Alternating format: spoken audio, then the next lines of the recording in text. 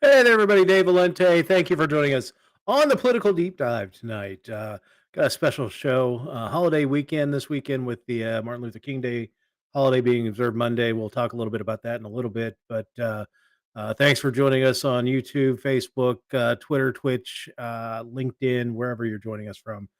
Please give us a like, share, and subscribe wherever you're at, especially on YouTube. I'm so close to 100 subscribers. Once I do that, this comes off. I'm going to do a couple refaces in celebration.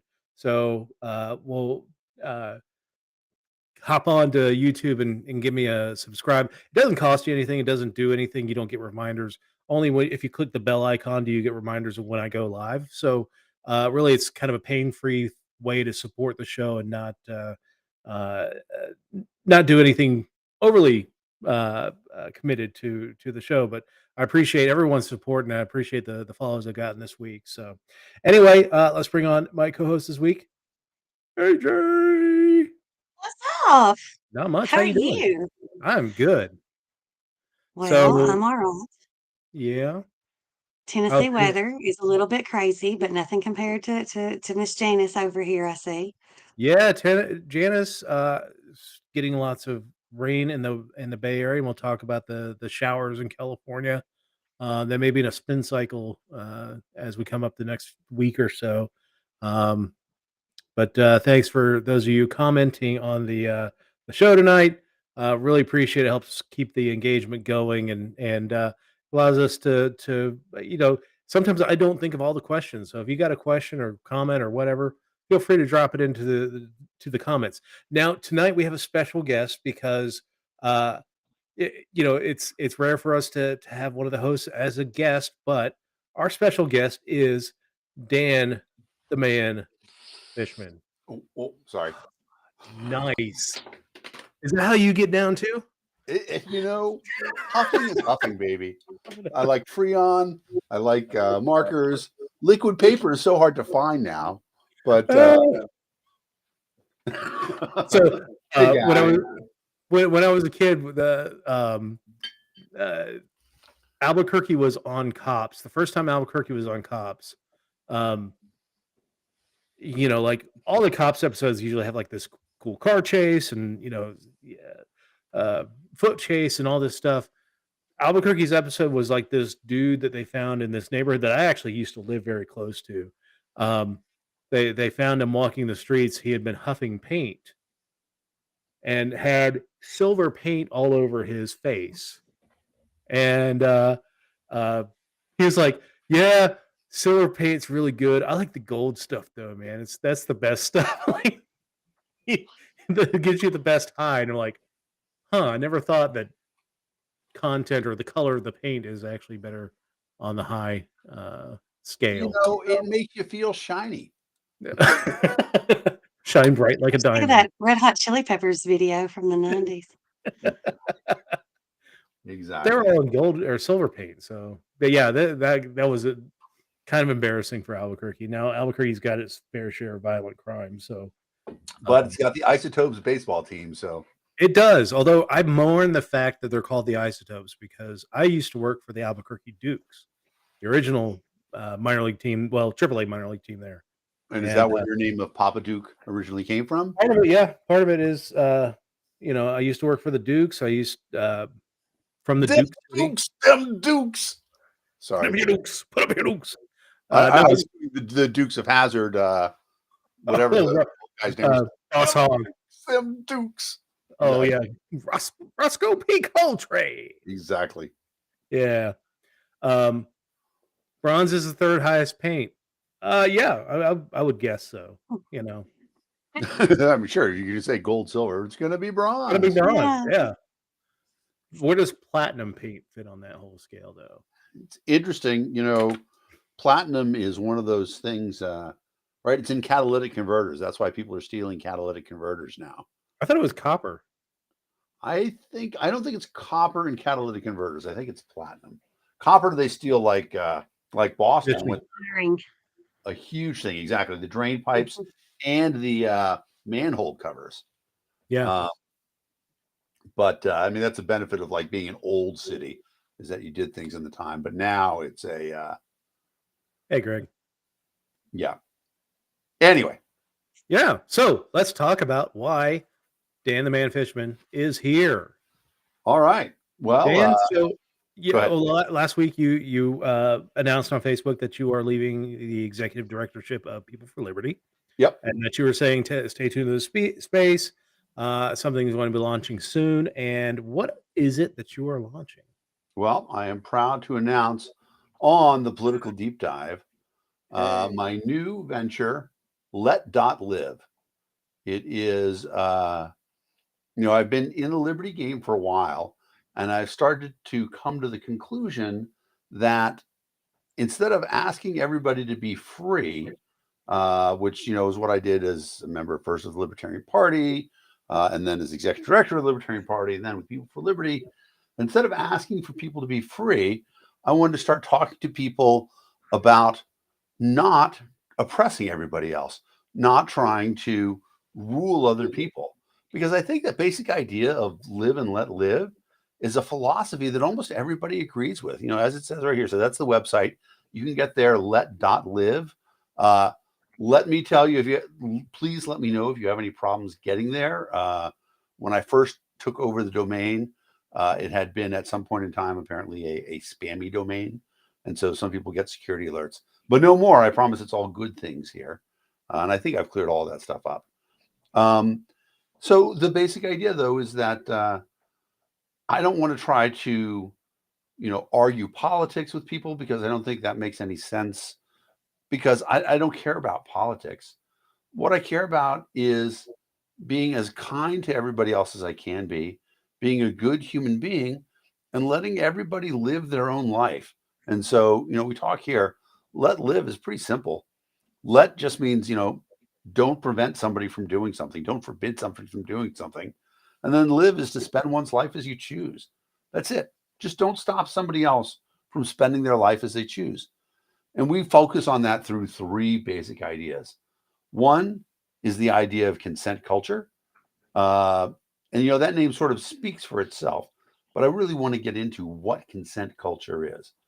Consent culture is the idea that nobody does anything to you. They never touch you, they never take anything from you without your explicit and informed consent. Nobody should be able to trick you into doing something. That's not consent culture. Nobody should be able to touch you without you saying yes. And a lot of people complain and say, "Oh, well, does that mean that I have to ask somebody before I kiss them?" Yeah. Does it mean you have to ask them before you borrow something from their house? Yeah. Even if you're really good friends, you should know whether it's the sort of thing you should ask for. And maybe you're great friends and you've got that consent, right? Somebody says, "Yeah, it's okay. You can borrow a cup of sugar from my kitchen anytime you want." That's great. You've got that consent. You've got that kind of relationship. But the basic idea of consent culture is a very simple one. And most of us understand it, that you're not supposed to touch somebody without them saying, "Yeah, it's okay for you to touch me." You're certainly not supposed to touch them if they don't consent to being touched. And I know relationships I have with people, they're often astonished that I will say to them, "It's okay if I touch you right now." And they usually say, "Thanks for asking," because it's an important thing. You should always ask somebody before you touch them. So consent culture is one of our primary things. Tolerance. Tolerance is one of our second pillars. It's a very simple idea, but people misunderstand tolerance, even though we should understand it. Tolerance isn't saying, "I approve of you doing this." Tolerance is saying, you can do, and for the listeners of a show, you've heard me say this beforehand. Tolerance is saying you get to do what you want to do. You get to live your life. I have to let you live as long as you're not hurting anybody else, as long as you're not hurting me. I have to let you do it. And that's tolerance. And I used to argue with people in Massachusetts who would say, oh, Massachusetts is the most tolerant state. And I would say, well, why would you say that? Well, we supported marriage equality before anybody else. I'm like, yeah, but that's Massachusetts. How do you feel about people owning guns? Oh, we don't like that. I'm like, well, you're not tolerant then, because tolerance is tolerating people doing the things that you may not agree with, but you concede that you don't have the right to stop them because you have to let people live. And then the last pillar of let.live is the idea that we all need to understand that the only constant in life is that things change. And sometimes that makes you upset. Sometimes it's wonderful that things change. But whatever it is, you don't get to stop other people from experiencing change. And you don't get to force other people to experience change. The only person whose life you can control in terms of change is your own. And sometimes change happens to you and you don't like it. And there's nothing you can do about it. As an example, I will point to this patch on the top of my head. I don't like that. I don't like that change that's happening. There might be a little something that I can do about it, but I'm not really willing to go that far to, go out and shave a goat and get it transplanted on top of my head. Um, but that sort of change, we live with it the best way you can. But, I see other changes happening. You think about all the terrible things that have been in the history of the United States, right? Slavery, lack of women's suffrage, prohibition, uh, all these terrible things we had to change. We did. We got rid of slavery. We replaced it with Jim Crow. We kind of got rid of that. We're getting better. We have universal suffrage in terms of everybody at least is allowed to vote. Now, whether or not they have the opportunity is a different question. We've changed our society a lot. Some people would argue that there's a lot of changes that have happened for the worse. Church attendance has gone way down. I know for some people that's very troubling. But you don't get to tell people they have to go to church. In fact, that's a great example of one of the things where we can practice both tolerance and accept change. You have to tolerate the fact that people aren't going to church. But a lot of churches have started changing to bring more people in. My good friend Sam Robb, who I worked with on People for Liberty, talked about the fact that his church increased their attendance when their message became much more about love and welcoming and openship than it was about the dogma of their religion. And people want to go to a place like that. They want to see institutions that embrace the change that people experience in their own lives. So those are our three pillars: consent culture, tolerance, change.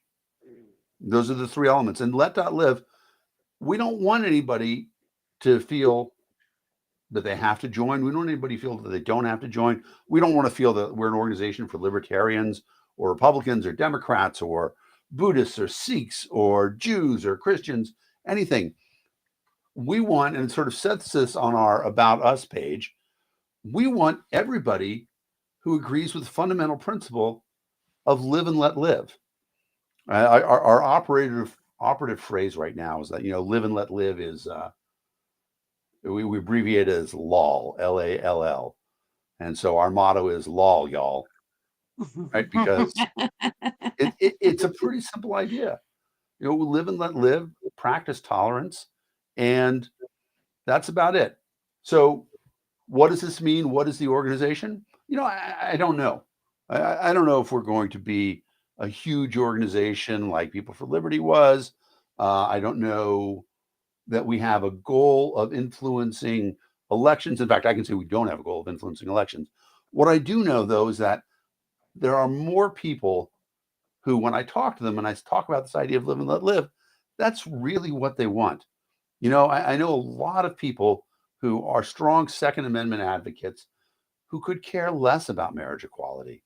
They're like, Why is that even an issue? I don't care. People can do whatever they want. I'm like, most people would be surprised to hear you say that, because there's a perception that, you guys, if you're a Second Amendment person, you're a small-minded social conservative, you're a redneck, and, you might have married a first cousin.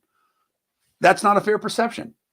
The reason why is that law, live and let live, is a philosophy that people think, oh, it only applies to this little section. But a lot of people want to apply to everybody. So I want to find all the people who believe in that. I want to find the people who think that live and let live should be our default position. A lot of times I think about various people have made statements along the way. Larry Sharp made a famous statement once where he said, you can be as Republican as you want, and I don't care. You can be as Democrat as you want. Thank you, John, so much. You can be as Democrat as you want, and I don't care. Just don't try to make me live by your rules. Make whatever rules you want for yourself. That's a great way to live your life. And, we sort of understand that too in America. You think about religion in America, and we have probably the best level of religious in the United States out of any. As I said earlier, we have Jews and Hindus and Sikhs, Muslims and Zoroastrians and Pentecostals and pretty much everybody you think of. We all live together. And at no point in time does anybody say, you know what? I'm going to pass a rule that for the next 6 months, we're all going to live like Catholics. No meat on Fridays, no fish on Fridays. It's one of those. No meat. Fridays. Or, next month, we're all going to be Jewish. No bacon for anybody, right? We would think those are terrible rules. So why do we have this idea of complete tolerance for everybody to live their own life religiously, but not in other things? And most people, if you think about it, when you talk to them about it, they're like, yeah, I don't want to make rules to force you to do this thing. And so that's where I'm trying to do. So, John, I appreciate you signing up. Thanks for signing up for the newsletter. We have a little survey out right now. Thank you for signing up on the mobile, AJ. I signed up as well. Thank you, Dave. We have a survey that's linked to from the front page.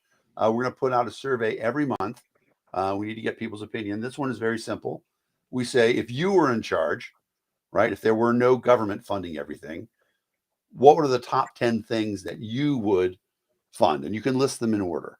So I put NASA in there because I know some of us are going to say, thank you, Janice.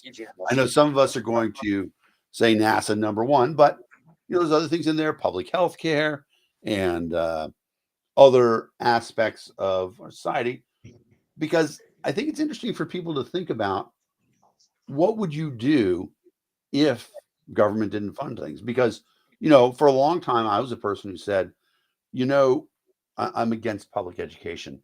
And the thing is, I'm not against public education. I love public education. What I'm against is compulsory public education that people are forced to attend and forced to pay for. But if there were an option for me to support public education voluntarily, I would happily do that, because I think it's a wonderful thing.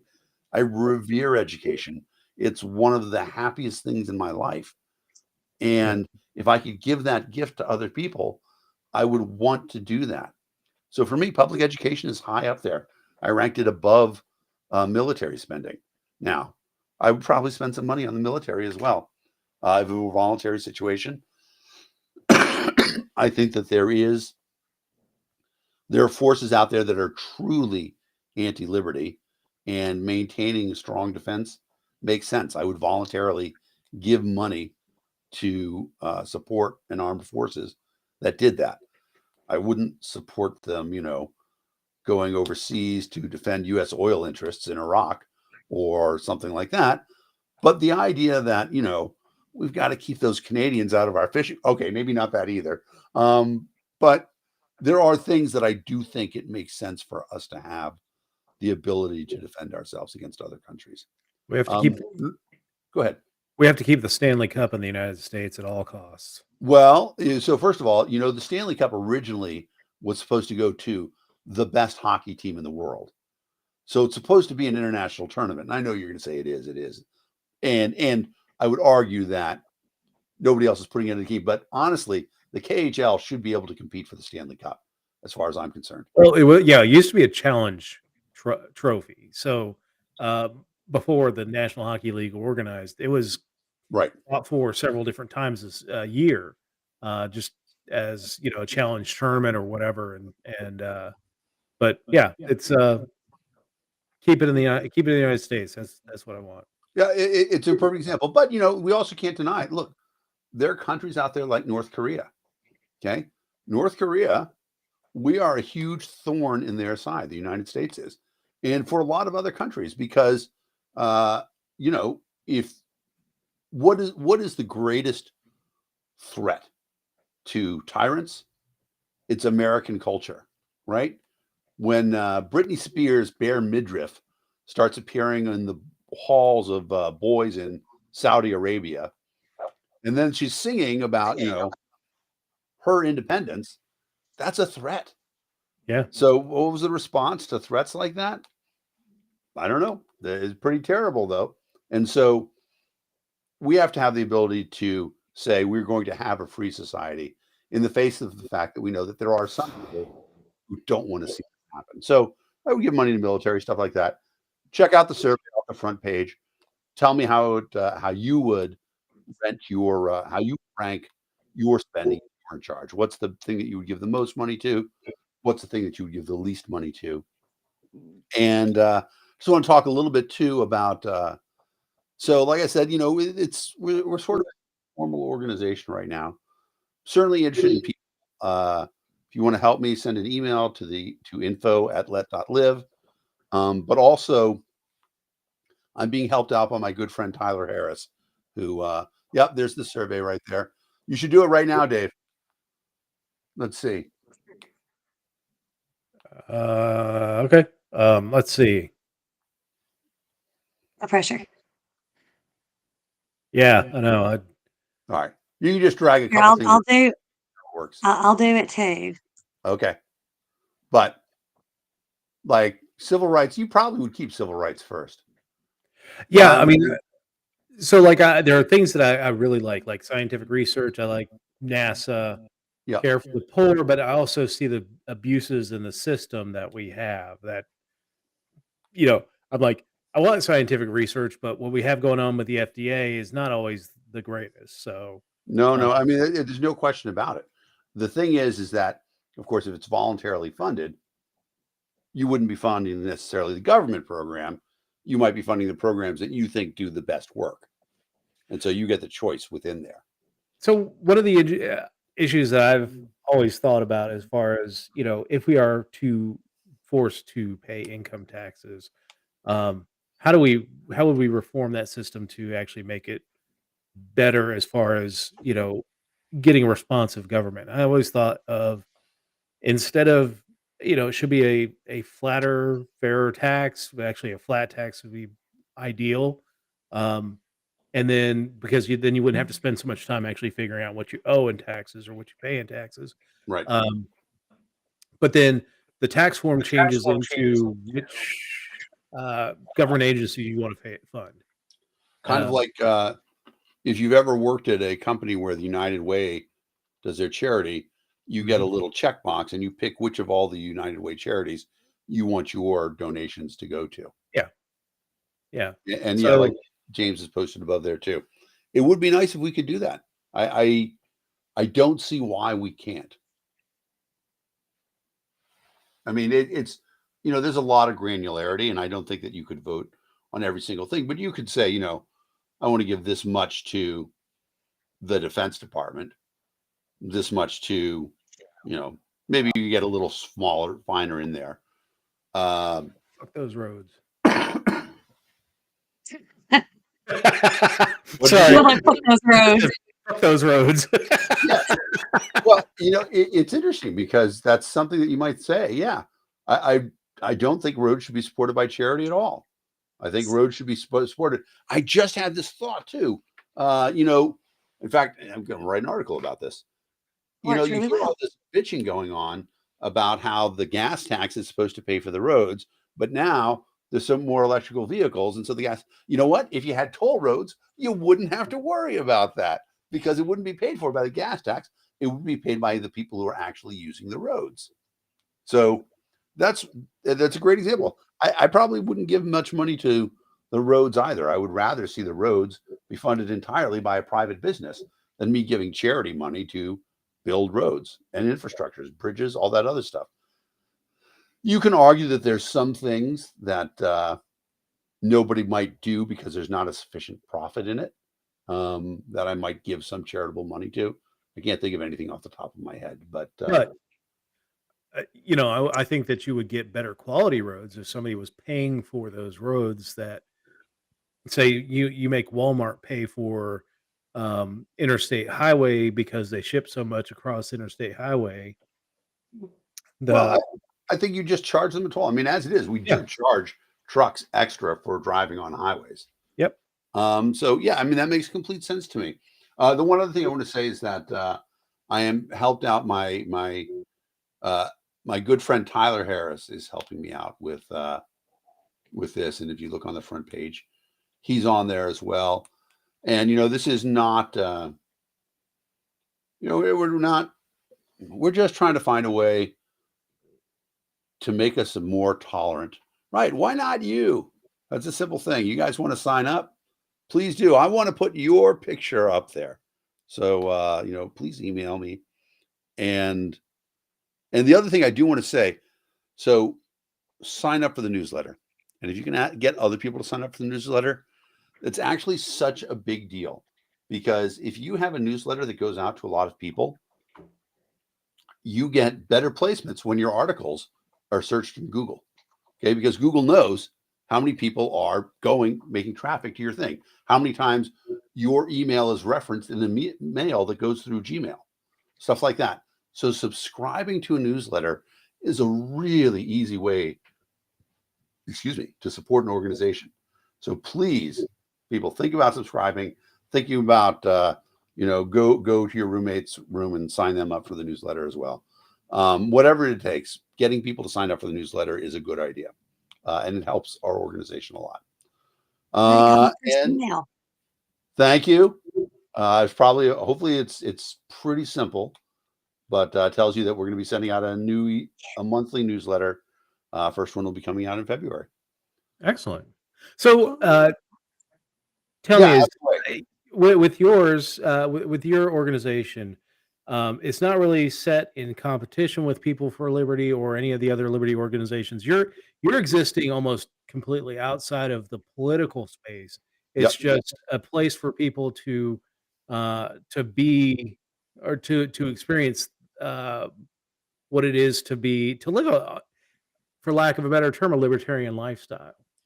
Well, I mean, what we want to do really is we find that I found that the political terms are really limiting. As soon as you say liberty or you say libertarianism, people lose it. They don't know what you're talking about. And it's funny because, I really want to be as good and as nice a person as I can be. It is, my primary purpose. Well, it's my secondary purpose after, the responsibilities that I have to the people I love, including myself. But after that, I want to be as good and as kind as I can be to everyone. And I have to recognize the fact that a lot of that is not particularly unique to me. Most people, if you give them an option, you say, there's a person and it's raining and you've got an extra umbrella, would you give it to them?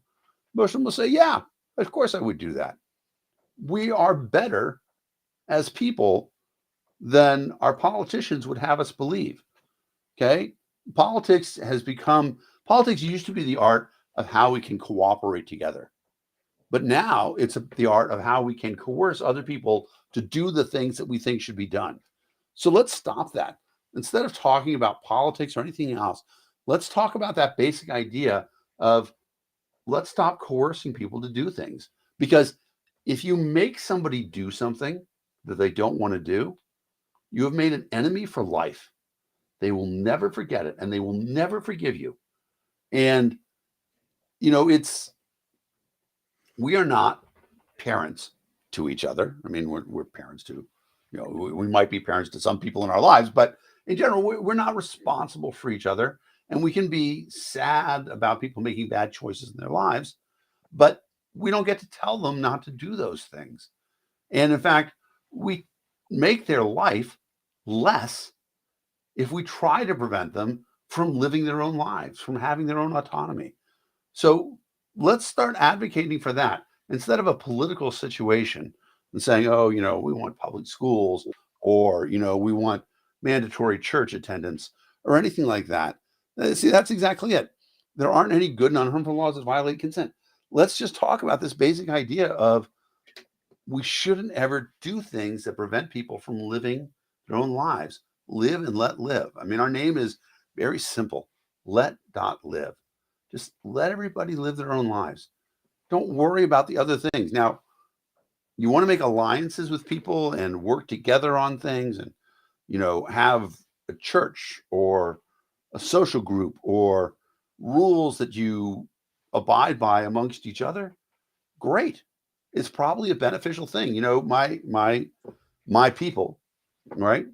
Jews have had cultural rules that they have voluntarily complied with.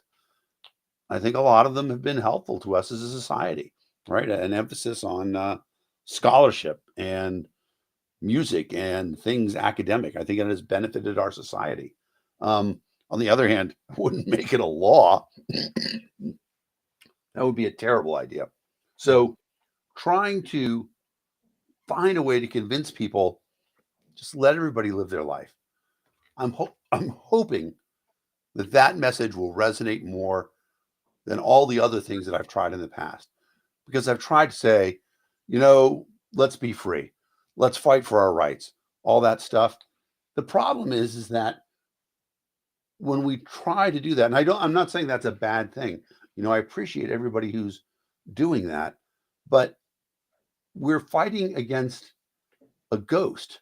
We're fighting against a figure that we can't really fight against because it's a broad opinion of people saying, well, we have to do this. We have to do this because otherwise things will break down, right? The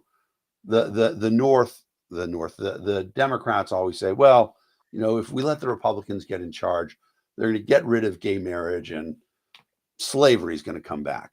The Republicans are like, you know what? If we let the Democrats have their way in social culture, people will be allowed to marry their pets. It's ridiculous. All those things, we should say, you know what? So what? He huffed. I'm sorry, he huffed. Yeah. Let people live. Let people live their lives. And that's where we are. So I want Let Dot Live to be in that space where we say, we don't care. We don't care what the issue is. We don't care what people want for their own lives, because that's their own lives. We're not going to get involved in it one way or the other.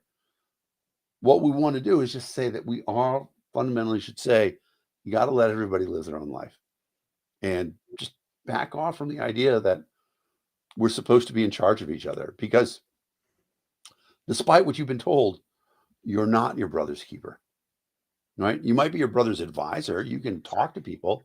You can try to persuade them to do whatever you want, but you shouldn't coerce them. So, in a couple of years, what do you think success looks like for Let Live?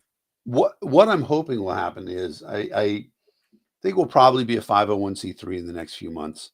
And we'll have the opportunity to spend some money in advertising our message.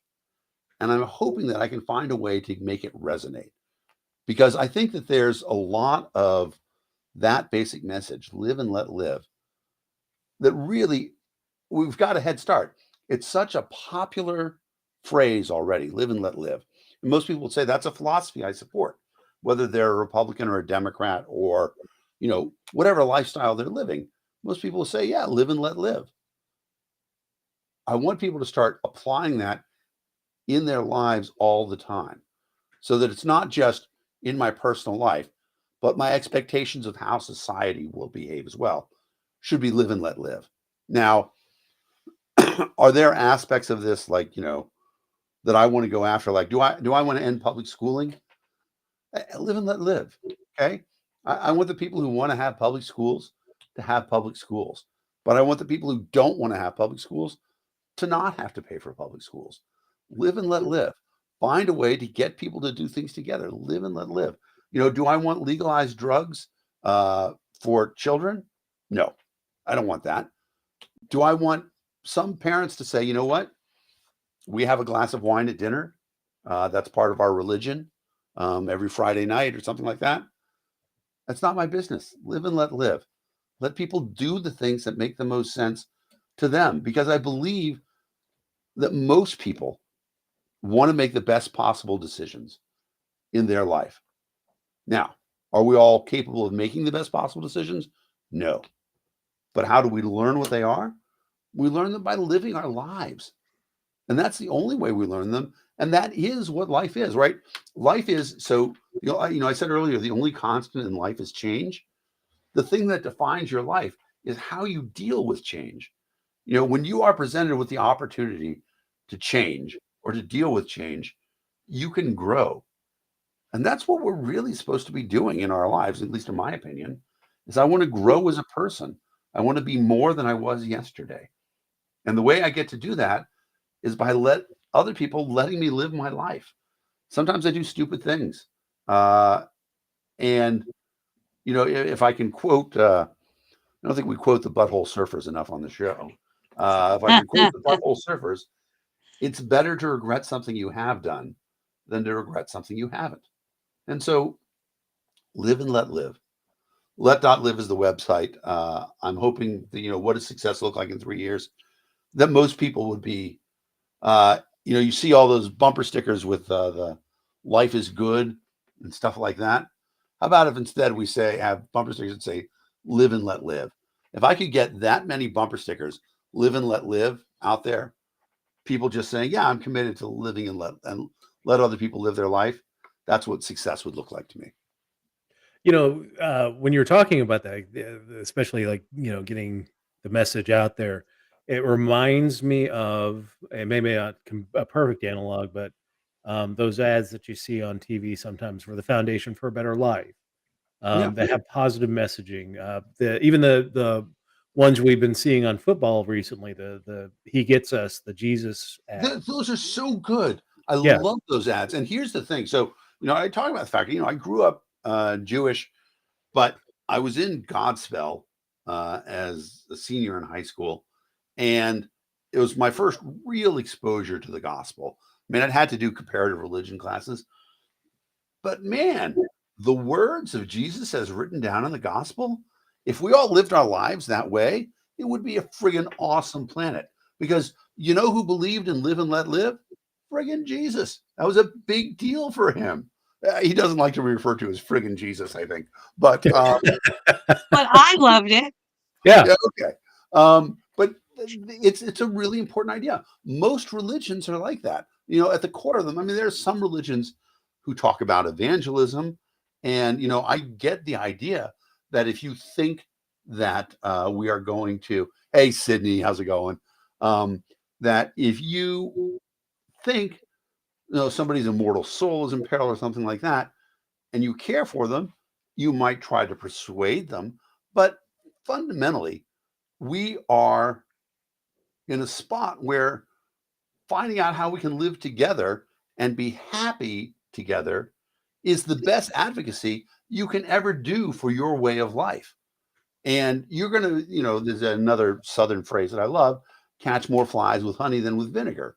Okay. If you show people your life and your happiness, they're going to be more interested in emulating that than if you tell them you're going to have a lot better time if you accept flying spaghetti monster as your savior or whatever, that sort of thing. But it is, I think about it a lot. I am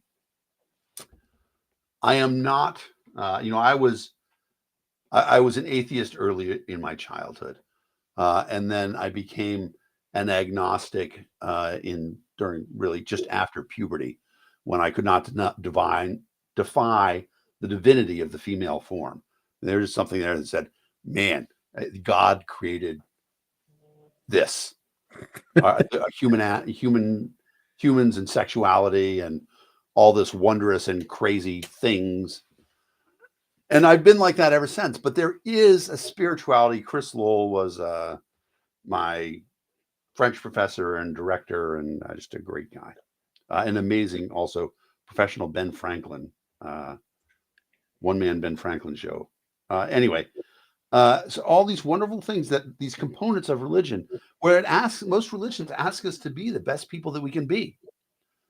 So why don't we do that? I have a saying that I think I'm going to put up somewhere. It says, we can be anything that we choose to be in this life. So why not choose to be kind? Because the feeling you get from being kind to somebody else, you've been kind, and so they appreciate that kindness. But at least for me, man, that rings the bell inside my body. It says, yeah, I did it. I did a good thing for somebody else. I remember having this epiphany too. I was going to school. I was living in England for a year. It's 1986. Guy comes up to me. I'm in London on spring break, and gives me this story about how he has to have $20. He's an American. I give him $20. And this is 1986, $20 real money then. And then afterwards, I was pinged with regret because I was worried, oh, did this guy scam me? Did I give money to someone? And my epiphany, and it took me like a week to get it, was that if I care about that, I didn't do anything good. I wasn't being charitable, because charity is giving of yourself, and that's it, and not caring about anything in return. And I remember a lesson. I can't remember exactly where I learned this, but there's sometimes that you are faced with people in your lives who do things that are terrible and hard to reconcile with, but you still want to save them. And what is the thing that you can do to save them when you don't know what to do?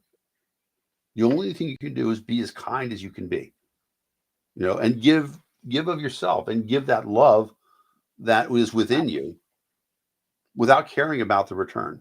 And, sometimes there are relationships that have to end. It's the healthiest thing for everybody to do. And I recognize that. But when you're talking about, people in your life who you care about, sometimes all you can do is try to be good and kind, but you have to accept the fact that they're also going to live their lives.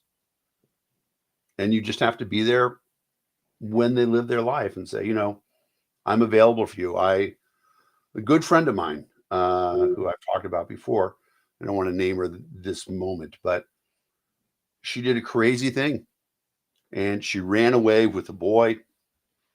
That was just a huge mistake, and I knew it was a huge mistake. And I've referred to her before as the libertarian daughter I never had. Being angry wouldn't have made anything better. All I could do was say to her, you are important to me. Do what you have to do. At any point in time, you say, I want to come home.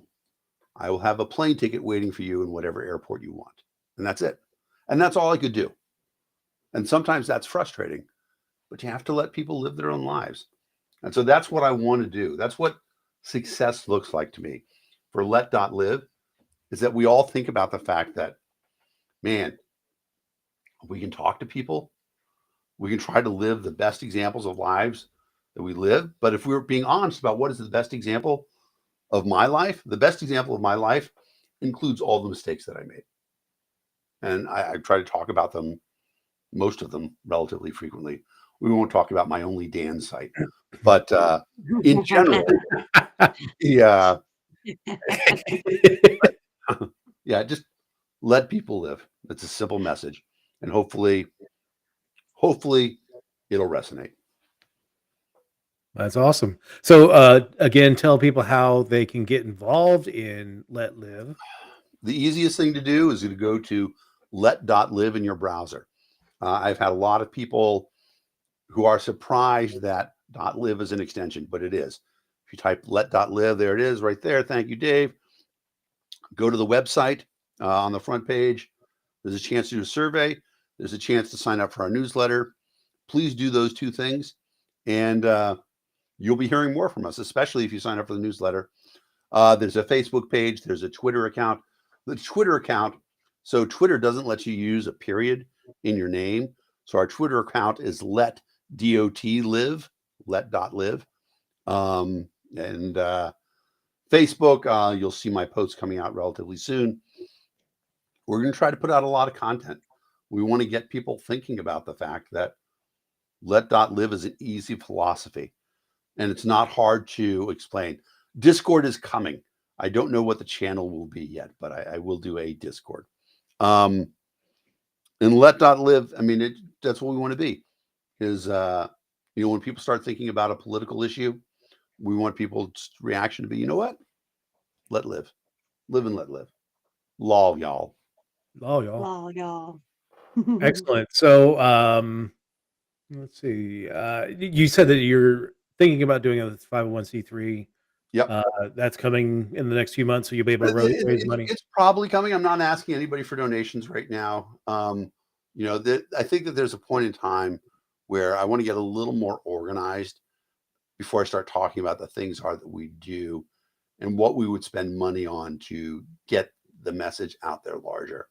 Right now, I'm funding. There's not a lot of expenses to set up the website and stuff like that, and a few legal things and things like that. But I want to get to a point in time where I say, we're doing something here. I am a firm believer of doing things first and then asking people to join in, as opposed to asking people to give me money and then doing things. I think that's, to me, that's the worst end of religion, right? I think of, Jim and Tammy Faye, Oral Roberts, that sort of thing, asking for money first and then, whatever. So I want to do some stuff. I want to get some things going. And then people who feel like helping me to get that message out there of letting people live, let.live, eventually there'll be a time and a place where I'll ask people to help out to become committed to it. I really do want the bumper stickers to go out there. Life is good. Okay, I'm glad that so many people have life is good. Yes, AJ. If you do bumper stickers, go ahead and get a QR code on anything that you print. Don't care what it is. Get a Yep. QR code. It is so successful. All right. Whiskey Region did that, and we got 100 and something people over a weekend. It was wild. I am a huge QR code fan, so I'm happy to do that. Sorry, that's the only input. No, that's good advice, and I need advice from everybody. So please, email me info@let.live. Give me your good ideas.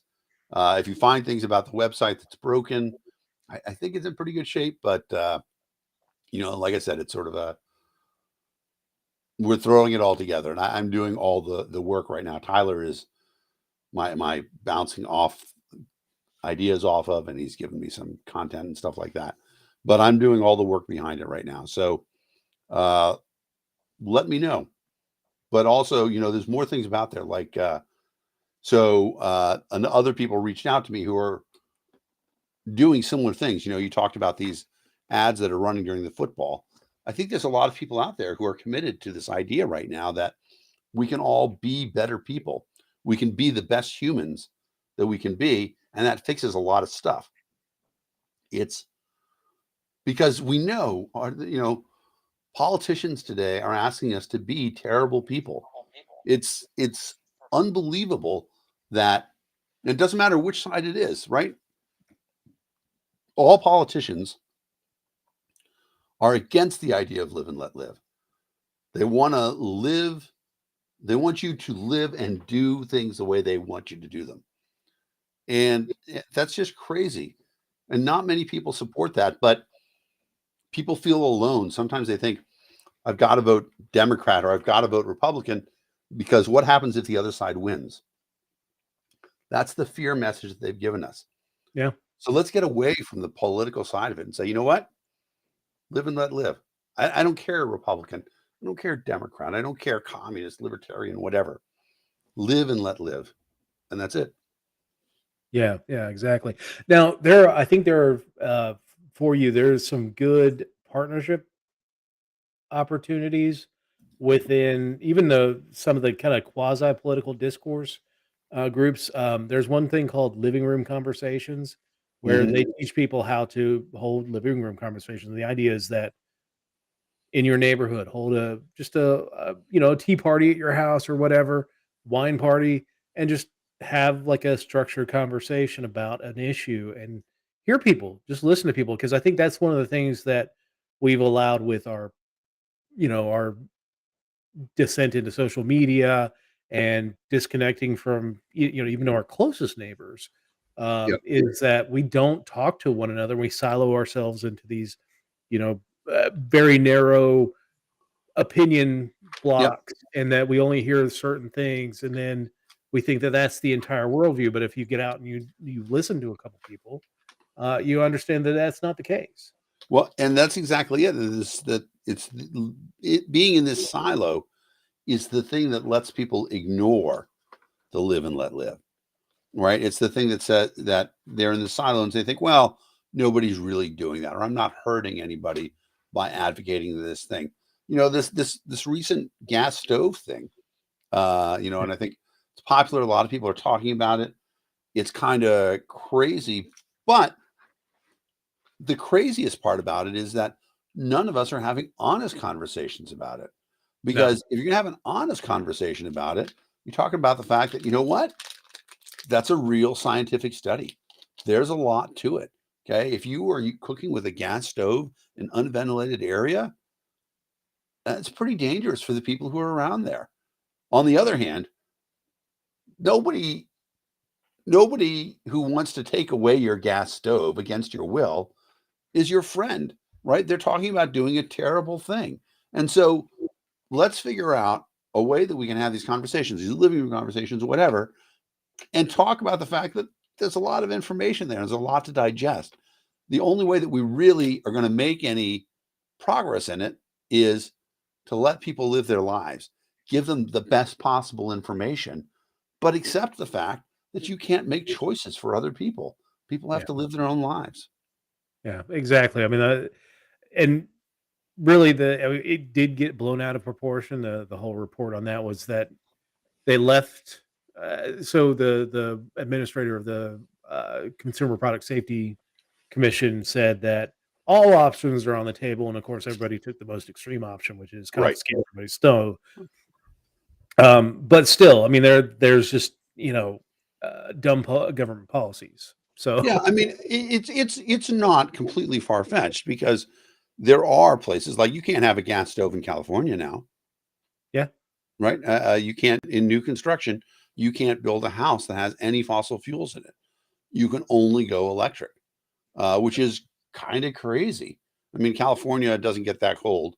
Northern California gets a little cold, but the fact that you can't, you know, have propane in your house uh, is kind of crazy because what if you want to live in a place that electricity doesn't come to, Mhm. right? Is the government telling you you can't live anymore because you can't bring power into that place? Right. Sydney lives in California. yeah, Um, so sorry, I didn't mean to give that away. But the it, it's really insane that that's where we've gone to. That we've got to this place where governments are making these decisions uh, instead of letting people live their lives.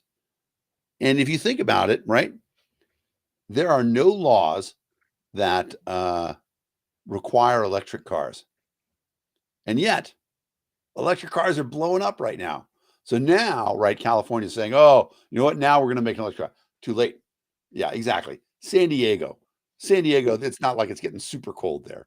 In fact, San Diego is hoping because San Diego's on the other side of the San Andreas.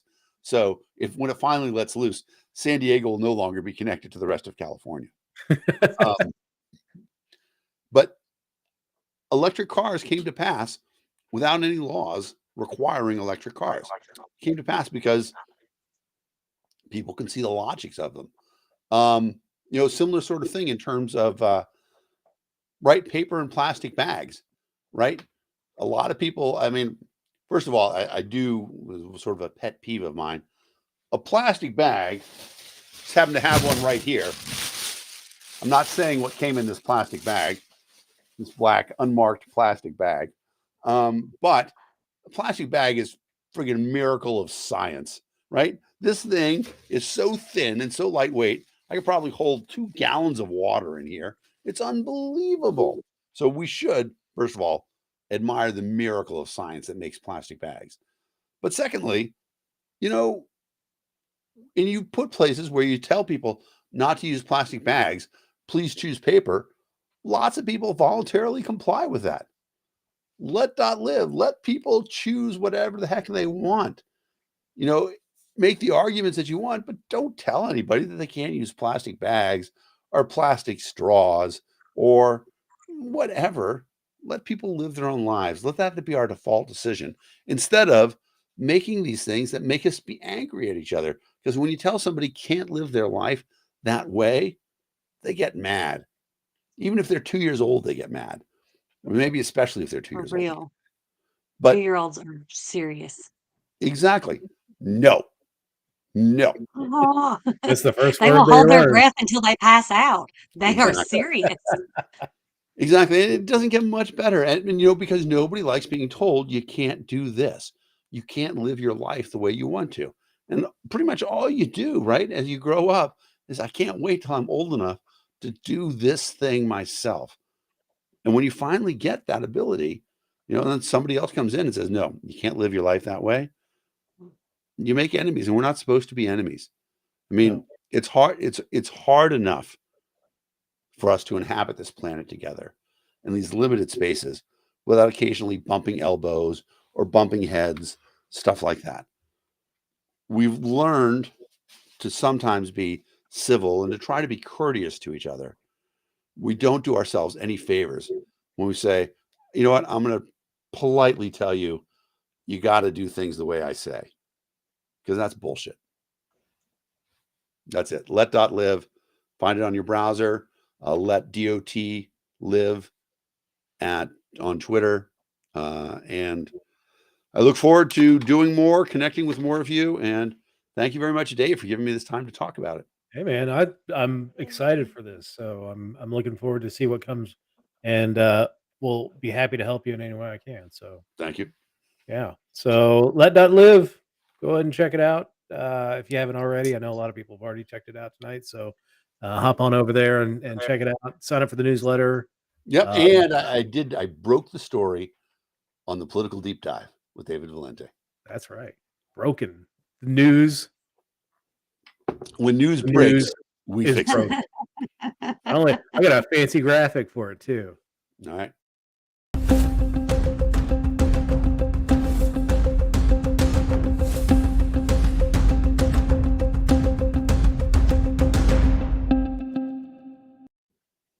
Yes. That is So nice. let dot live.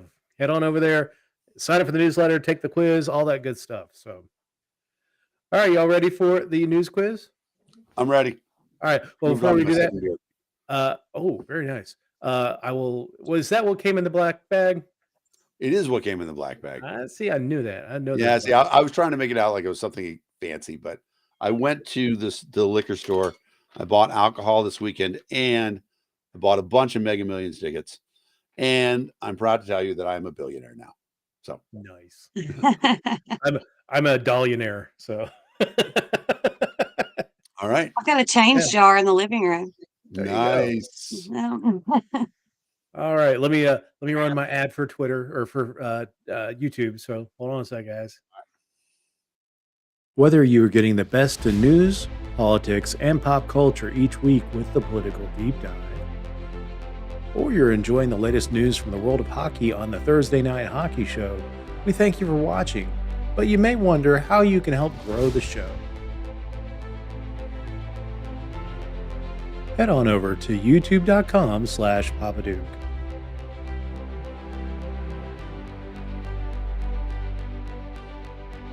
Click subscribe to see our content show up on your YouTube feed. Click on the thumbs up button on the video to let us know that you like our content. click that bell icon to get notified when new content drops or we're live. Each of those things lets YouTube know to put this content in front of more people. The more people we get, the more people engage and improve our content. As always, we thank you for being a loyal viewer to our shows. These shows would be nothing without you.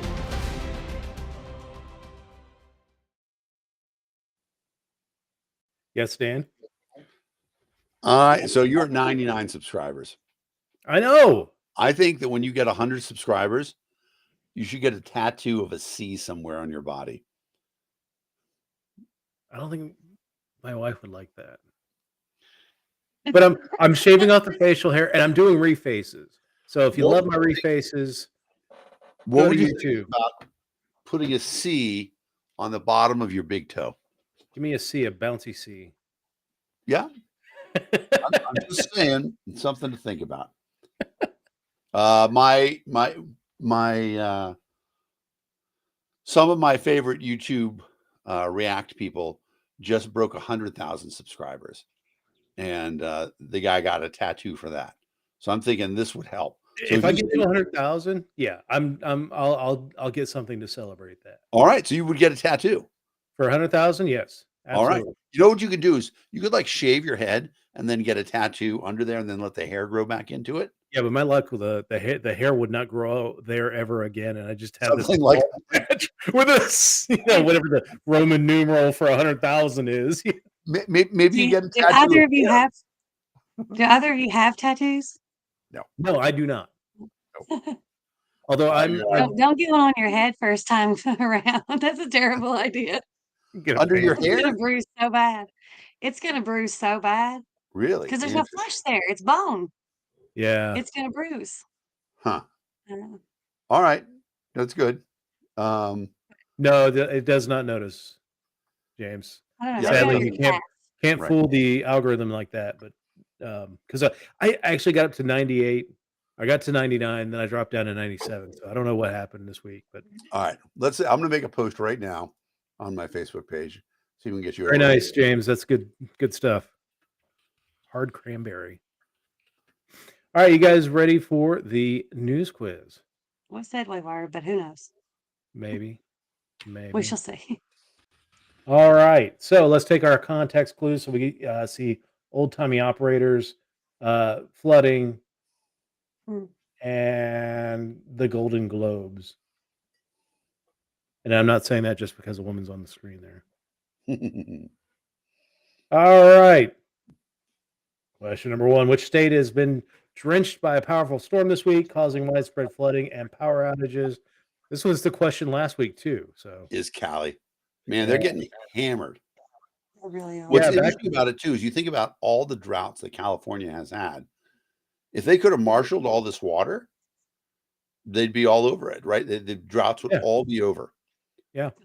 That's the sad thing. As fast as it's going down, the water gets saturated, and that just becomes runoff. And they'll get landslides and things like that. So there's not, I mean, this much rain is going to alleviate some of the issues, but not nearly enough to say fill Lake Powell or anything like that. Well, so what's interesting about it is that I've often thought, if I were Jeff Bezos or Bill Gates, and I made that sort of ridiculous amount of money, I would do a very large public works project for water. Connect all 50 states with a pipeline so that, you can ship all of this water from here to there, various collection agencies, stuff like that. Because you could store it, if you're talking about across all 50 states. But I would say that in California, the issue there would be that and I'm not a huge anti-union person, but sometimes there are issues with unions delaying projects and things like that, or that force you to use unions. And California, I believe, is a union state that if you do a project like that in California, you have to use unionized labor. So I don't know. Sometimes it's not the most cost economical thing to do. So, right. but No, I get that. It would be nice way to find out how or find a way to actually harness this water and keep it so that it can be used to fill aquifers and fill reservoirs and things like that. Yep. Now, the nice thing Um, about it is that if we, I don't know if there's a fusion story coming up, but I've been thinking about like, all the exciting things that's going to come up with fusion. And wow. Um, I don't know the answer to this one at all, but Yeah. gotta be good. I was just thinking about it the other day. But I don't remember what I was going to say. 411, Yes. I guess. Yeah, it's Mhm. so which three-digit phone number is going out of service for millions of Americans? It is 411, so the old-timey operators when needed some information, it used to be dial 0, now it changed to 411, a few decades back, and now it is going away. So AT&T is, nixing customers with digital landlines, so 411 is going away, or 0. So Man, I certainly dialed that several times in my life, Mm. oh, maybe yeah. 4 or 5 times. Yeah, I mean, I've dialed, before the internet became widespread, yeah, you would use 411 or 0, Everything. a lot of Yep. times, so And there was an 800 information number too, where you yeah, can ask for like the 800 number for American Airlines or whatever. yep. Alright, question number 3. Prince Harry published his highly anticipated memoir this week detailing some of these controversial claims about the British royal family. What is the book titled? Spare, Fair. Heir, uh, Harry, or Extra? I have no idea, but if AJ says air, I believe it. Actually, Spare. Oh, Spare, yeah. spare. Mhm. Yeah, they're considered the spare royal because he's Spare. 2nd in He's line like an to alternate. Right. yeah. Bless it. Oh, he's like a branch off the line because, Yeah. it's We go to William and then Charles to William. Yeah. down to his William's Charlotte. son, so alright, yeah, so spare now, here's the interesting thing about this whole Oh my saga God, it's half is price already? yeah, yeah, they had to drop the price immediately, like, I mean, look, Yes. a lot of hardcover books, the book industry is dealing with the same thing that the movie industry is dealing with now is that nobody wants to. I mean, there are a few people who really like going to the movies, but people would rather consume that product in their home, so they're doing digital streaming services. Yeah. With books, people are, there are people who love the feel of a book in their hand, but Right. there are other people who just want the Kindle version Yeah. or are fine I just actually, seeing the excerpts on the screen. when I saw this book at Barnes and Noble, I thought it was about bowling. It kind of is. I Yeah, mean, yeah, it's not a dad joke, it's a dad Exactly. joke. But yeah, but, Harry left the royal family because, yeah, there were a lot of things that went on between Meghan and the rest of the royal family, but they wanted to live a less public life. But they've done nothing since they've left the royal family that has kept them out of the public. Like they've done all these interviews, Well, writing because this I mean, book, and they they don't have make any money by skills. not being in the pub. They make money by not being public or by not yeah, being private. yeah, Yeah. I mean, So they have no skills. If she was that great of an actress, she would have a job, right? I yeah, I mean, mean, and if he had any skills, he would go out and get a job. This is right. so much easier. but he So much could get a easier. job. Like I mean, he could get an actual job where he leads like a nonprofit or something along those Yeah, lines. Like exactly. he's got money. He's not, suffering. But She's I getting mean, right, residuals exactly. off of. He would be a good fundraiser for a nonprofit. Oh yeah, absolutely. In But fact, he does the Invictus games. Like that's one of his things that he does is right. because he's a former soldier and he deals with the veteran community. But um, that's something like if that was all he was doing, I would not have a problem with all this stuff. But to complain about being in the public eye and then Yeah. do nothing but be in the public eye for the last 2 years, it's getting kind of Yeah. tiring. Yeah. All right, question number 4. About 7,000 people went on strike in New York City this week, arguing that immense staffing shortages have caused widespread burnout. Where do these strikers work? I bet Public, AJ knows this. public schools, subway stations, hospitals, or fire stations?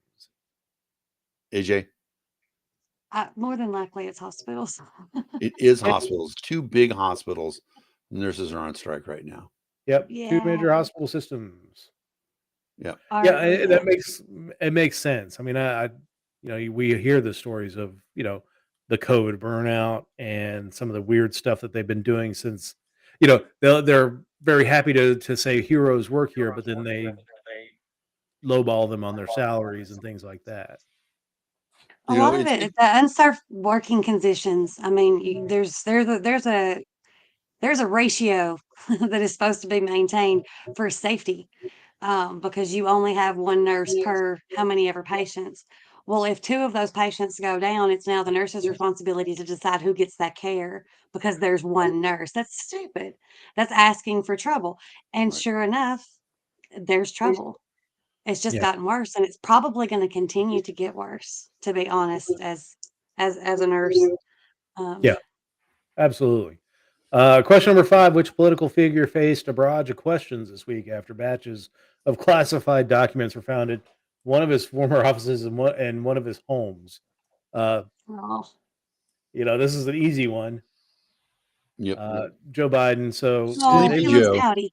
it's like every day they keep finding documents at private residence or former office and to me like so when this story first broke, CNN was so concerned about, oh, this is going to make it harder for them to hold Donald Trump to account for his his handling of classified documents. And really the premise of that is they didn't want to have Joe Biden held to account for the handling of, of those classified documents. Exactly. I mean, there are differences in the story. Like, Mhm. Joe Biden's finding these documents and he's handing them in. Yeah. Donald Trump took them with him to Mar-a-Lago and he refused to hand them over. And I get the difference there. It, I will say it's not kudos. that much of a difference, though. It's not much. Handling classified documents when you're a private citizen is not kosher at all. Yeah. And that they both deserve the uh, legal hiding that they'll get for Yeah. what I they've say done. throw them both in jail. Make them I- sell. Cellmates, yeah, and make a comedy out of it. Exactly. That's a great I movie. feel so We'll bad just for those nurses. Yeah. Right. When Joe what was met that? Donald. What was that? It was Richard Pryor and Gene Wilder, the stir crazy. Yep. Was that the prison? Yeah, Yep. that's. I think that Hollywood is remaking everything. Like I saw that they're remaking Night Court and they're remaking I a few I other. watched the first episode. Was it good? It was interesting because John Larroquette is still on it. Yeah, But yeah, it was okay. I mean, the thing is that like the sitcom art form, I think is gone completely. yeah. I think like the best sitcom I saw recently was the remake of One Day at a Time on Netflix, which crazily enough is still made by Norman Mailer. I can't believe that guy's still alive. Not Norman Mailer, Norman Lear. Norman Lear. Yeah, Norman Mailer would be impressive if that would after be the impressive. topic of cancer, he's like he decided to go to sitcoms. Um, anyway, but no, Norman Lear. Anyway, Yeah. All right. Question number 6: which awards show that aired this week on the heels of diversity and ethics controversies? Golden Golden Globe. Globes, which is what I called out earlier. Yep, was what you call what? I called that one out earlier when we were Yeah. doing the context clues. I Yeah, mean, so the Golden Globes returned this week after a series of controversies drove the ceremony completely off the air last year. So, yeah. and they're still not sure whether this is going to make a permanent comeback. I tell you what, people who haven't watched the Ricky Gervais hostings of the Golden Globes, they are so friggin' good. Yeah, My favorite joke of all of them was so Revenant, Leonardo DiCaprio, great film, but 3 hours long. In fact, the movie was so long that when Leonardo went to go see it, by the end of the movie, his girlfriend was too old for him. All right. Question number 7. For the first time in 50,000 years, a rare comet is making an appearance in the night sky this week. Which color is it? I know this. Red, yellow, green, or blue? What if I told you it wasn't easy to be this color? Green. It is green. Yeah. So the first time dazzling green comet is making a swing by Earth this week. It's not really by Earth. It's still several million miles away. But in cosmic sense, that is still a drive-by. Hopefully they don't Do spray us you with automatic gunfire. do you have a favorite celestial object impacts the Earth fiction item? Like there's Deep Impact and there's the I don't want to close my eyes, whatever movie that is. Armageddon. Yeah. Armageddon, thank you. And then there's a few others. But my all-time favorite is a book called Lucifer's Hammer, which was written by Larry Niven. And if you get a chance to read that, boy, howdy, that's a great read. Lucifer's Hammer. I'll look it up. It's fantastic. It's so good. I mean, I remember watching a lot of the, when they had those two movies come out like right back to back, Armageddon and Deep Impact. I watched both of them. I like Deep Impact better. Yeah. It was better. Is that the one that had like Elijah Wood in it when he was much younger? It's Is that the Morgan one? Freeman is the president, right? Yeah, Morgan Freeman is president. Yeah. And it was pretty good. And Armageddon, Armageddon was like just such a Hollywood movie. Yeah. Now I do appreciate when Hollywood does Hollywood really, really well, but it was pretty strange. Yeah, Space Cowboys was pretty entertaining. That was pretty James good. Garner. Yep. Well, you skipped number 8. Yeah, it is the one I was thinking. Yeah. Question number 8. Top consumer regulators set off a firestorm this week by suggesting that there could be a large-scale ban of which type of home appliance. Talked about this earlier. Yeah. Gas stove. So Richard Trumpkin, the Consumer Product Safety Commissioner, said federal safety regulators are considering a ban on gas stoves. Not technically, he said that all options are on the table. That's really what he said, but that was how it was construed, is that we could ban it. Yeah, that's one of the options. Right. Assault rifle, nice. He could have said, no, we're not going to ban them though. Oh, he could have, and I'm sure the Biden administration, after the week that it's had, would have been. Yeah, I think in some ways they were happy that you don't have, right. the Biden documents as the only story on the TV, but I think they would rather have some. Wow. What the thing they haven't revealed is that the documents were found in his gas stove. Which is funny because that was one of the things that first came out when they started talking about this thing, was a picture of Dr. Jill Biden cooking at home on their big ass gas stove, like she's cooking some kind of kale thing, like This guy, he essentially he made a statement and it caused all this crap. Do you imagine like he's super embarrassed? Because I've sent like a company-wide email that went to like 1,200 people and felt absolute embarrassment, like humiliation. Do you think that he has felt that this week? Because if you make a mistake at the White House, yeah, that's insane. I'm sure he did. I'm sure there was some shame felt there. But. Sure. Unless, of course, it was a plot to distract from the hidden documents. Could be, yeah. Didn't do a good job because we still know about that, too. Yeah, you can't. A 24-hour news cycle, you can't really knock stories off of. So apparently not. All right, question number 9. Several grocery items are getting more expensive in the U.S., but nothing comes close to the rising cost of which popular food? Strawberries, avocados, rice, or eggs? It's got to be eggs, right? It's incredible. It's edible. Yeah. Yeah, so I made a meme this afternoon. It was like 1987. This is your brain on drugs is a frying pan of eggs, and it was like in 2023. The price of drugs is more than your eggs, you know, Right. um, Right. or This is your it's brain less on than your eggs. eggs. Yeah. Question number 10. Can we do a perfect week? The candy brand is facing criticism. Which candy brand is facing criticism over its new packaging design? I do Snickers, not know this at all. M&M's, Skittles, or Starburst? The only thing I've got going for me is that in the picture, in the pixelated picture, I see Oh, green and red, but I think I also see purple. Purple. I see purple. And so I'm taking out M&Ms. M&Ms. Mm. So Hershey's, no. James, would not be any of these. It can't be Snickers. It's got to be Skittles or Starburst. My guess is going to be Starburst. Skittles. Now that James said Skittles, I'm especially convinced that it's Starburst. Uh-oh. Uh-oh. I don't know. I mean, all I got is going by what's in the picture. Yeah, but I don't remember a purple Starburst. And maybe that's the thing is that you're using purple. Oh, there is a grape Starburst, I guess. Yeah. All right, let's do a Starburst. Oh, Correct. it is M&M's. Damn it. Damn.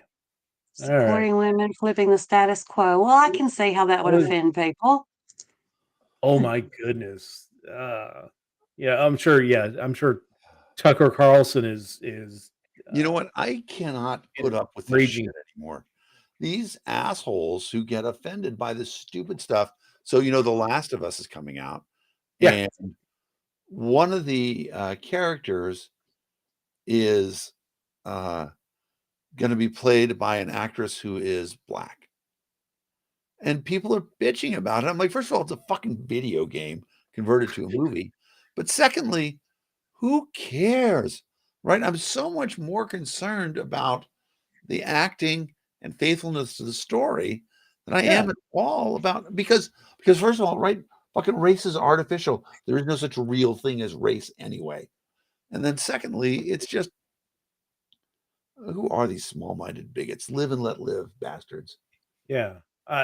It makes me mad every time there's some kind of story that comes out where they just they freak out because they have this preconceived notion about how this should be. Like Yeah. anytime a Star Wars movie comes out, there's like a freak out because one character is this that you know You know, nobody cares. Like nobody cares that the character doesn't conform to your preconceived notion. and it's crazy. I have a friend who you know, super liberal progressive, lost it when in the stage show, Hermione Granger is played by an African American, or in this case, a black woman who's British. And I'm like, I don't get it. You are progressive on everything. And she's like, yeah, but white women, we have so little stuff. I'm like, I'm sorry. What? yeah, it's insane. Just I insane. have all the things. I have all the fucking things. Right. That's I mean, ridiculous. Like I've always been represented. you're not a Always. white man, but Yeah, I'm not a white man. I am flawed.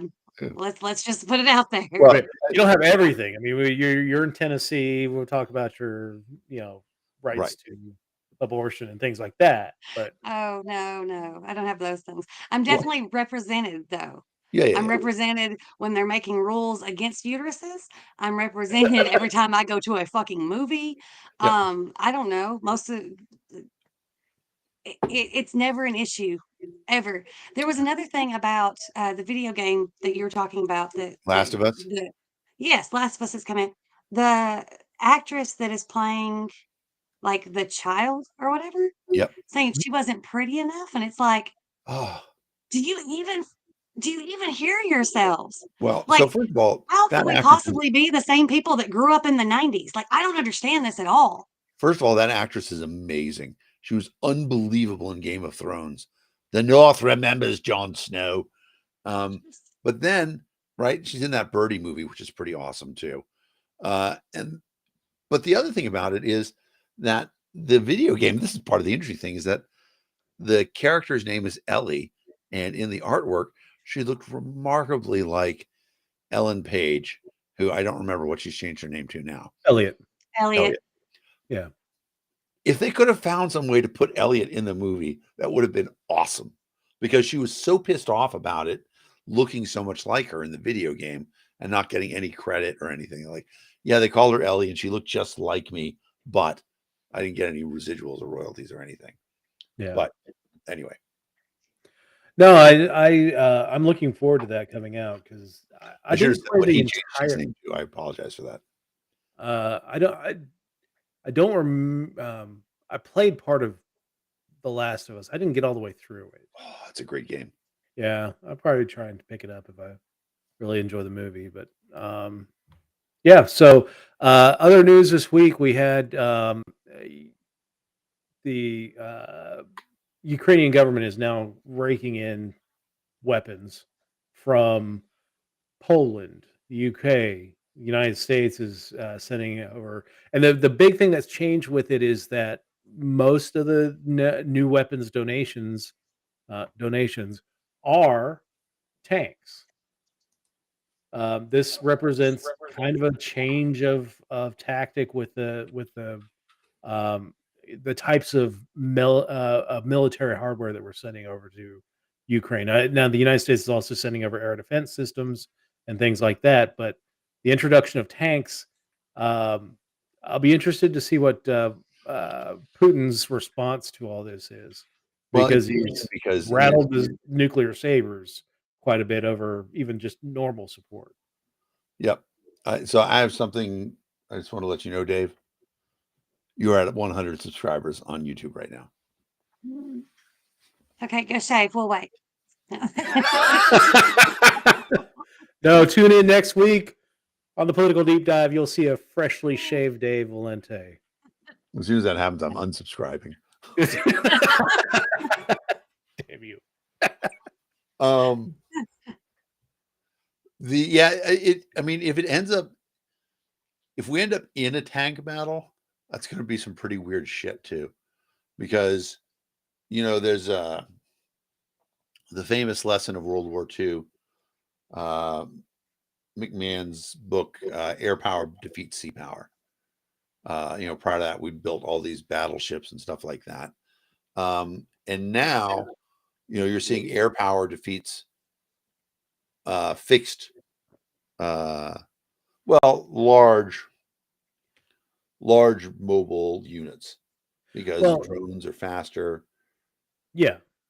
The one concern that is probably very ill-timed, because as we get later into the year, it goes from the frost on the ground there, where it's very conducive to tanks tearing up across the field. But when it gets into spring, it thaws out, and the ground there gets very saturated, and it's very. I mean, unless you're on a road, which makes it very easy for you to get bombed. I mean, the Russians learned this lesson last spring. Uh, it's very easy to get bombed if all your tanks are just rolling down the road. So, there for a couple months they may get some benefit out of it, but I don't know that that's a long-term benefit. Yeah, I mean, the best thing about them is, very mobile artillery. Yeah. I don't see pitched tank battles happening anytime soon.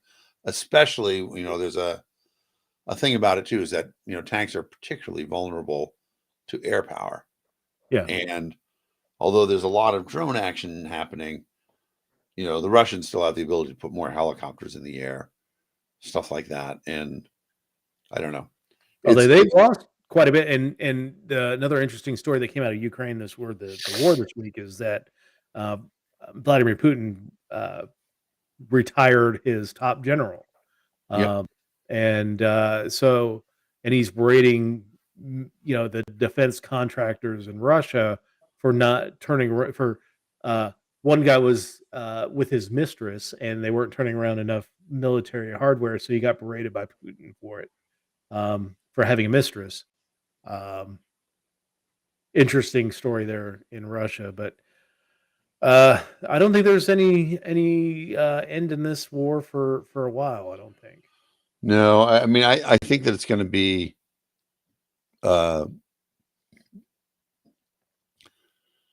as long as Putin lives and is in power. I doubt that he would admit defeat.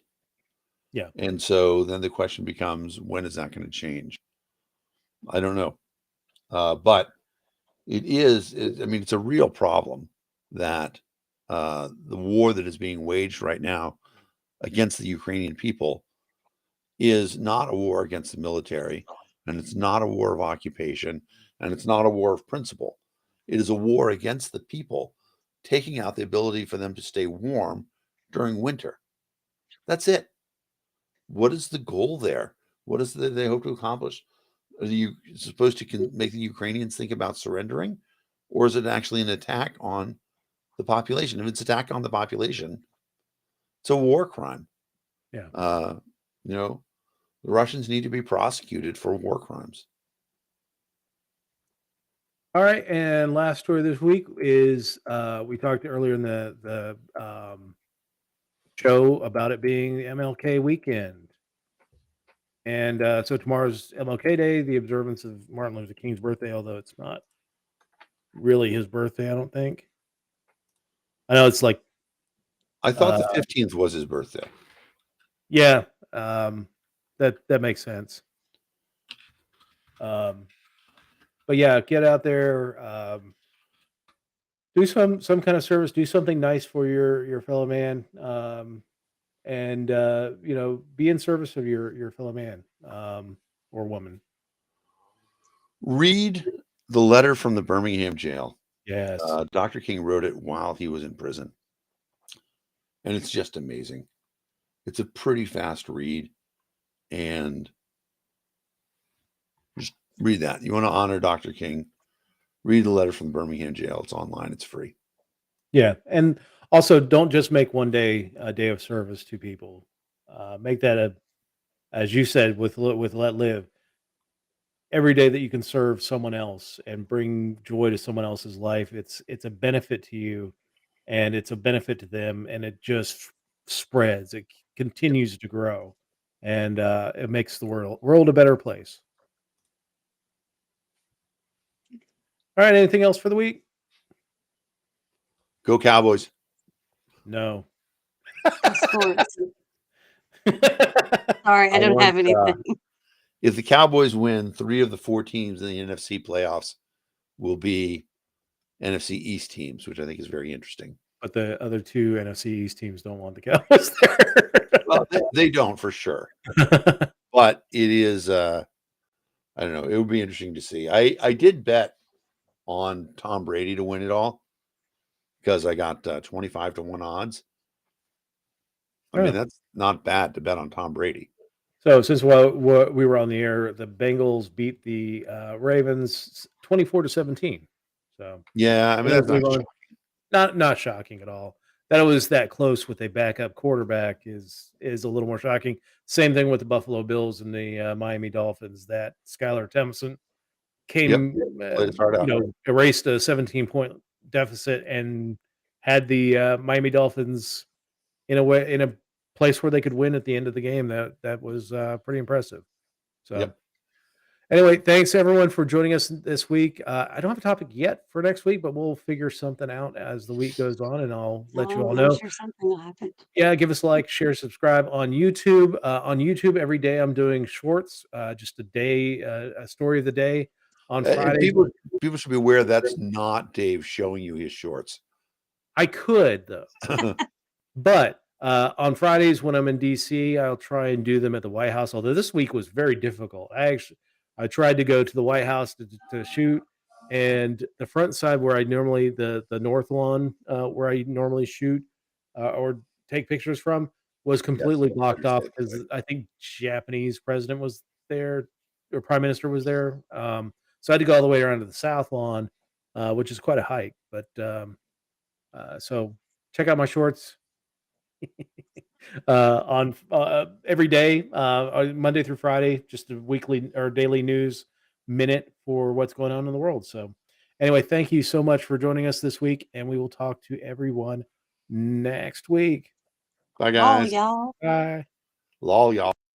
Whether you're getting the best in news, politics, and pop culture each week with the Political Deep Dive, or you're enjoying the latest news from the world of hockey on the Thursday Night Hockey Show, we thank you for watching, but you may wonder how you can help grow the show. Head on over to youtube.com/Papaduke.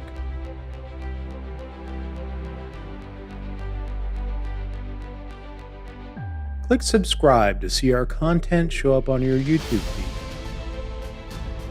Click on the thumbs up button on the video to let us know that you like our content.